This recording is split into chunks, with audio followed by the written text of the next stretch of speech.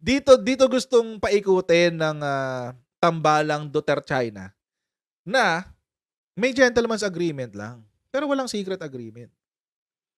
What they failed to realize or siguro ayaw nilang sabihin sa taong bayan is hindi ang ibig sabihin ng secret agreement ay hindi sinabi sa taong bayan. Lalong-lalo na sa sinabi ng Chinese Embassy.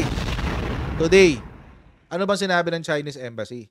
Marcos admin knows West Philippine Sea deal with Duterte and the new handling of the sea row. No one told us that there was an agreement. Dito ngayon dahil sinabi to ni PBBM, napuwersa na sila. Napuwersa na ngayon tong partido nung kabila.